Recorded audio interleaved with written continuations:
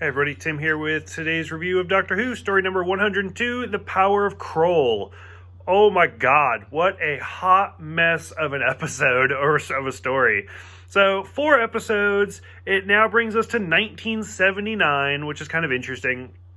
To look at this from a 2020 viewpoint, I mean, this is literally like the Doctor goes to the planet of old Gregg, and it's rough. So basically, a long time ago, some sons of Earth inhabited this planet. They took over the population, which are just a bunch of green people that live in swamps that they have since named Swampies. And now they basically use it as a refinery. I do like how the Doctor, who travels in time, kind of has a line about oh yeah, I see these everywhere, these refineries. And they're like, this is the first one. And he's like, oh, okay.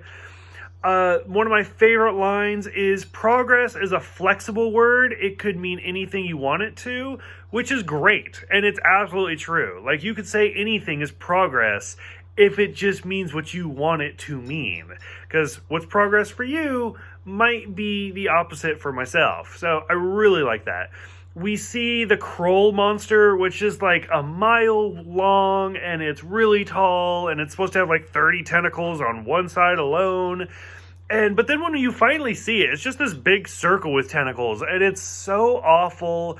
And I mean, I watch this story, and I think of like the dinosaur invasion story for like the third Doctor, and I'm like, yeah, I guess they're making progress, but still, like, the far off effects are rough. Like, they're really rough. And I mean, it's Doctor Who. I know they don't have a huge budget, especially for 1979, but I mean, still, 16 seasons, you think they'd get a little bit more than what they got. When like Romana and the Doctor are about to be crushed to death, and the Doctor breaks the glass ceiling with his voice, I was like, okay, that's a low.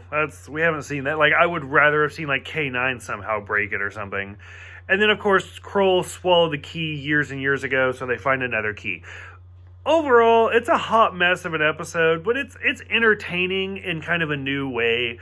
I said before, like, especially the last season was kind of a lull for me. Like, I really kind of dipped, and I was a little bit bored. I even took a little bit of a break.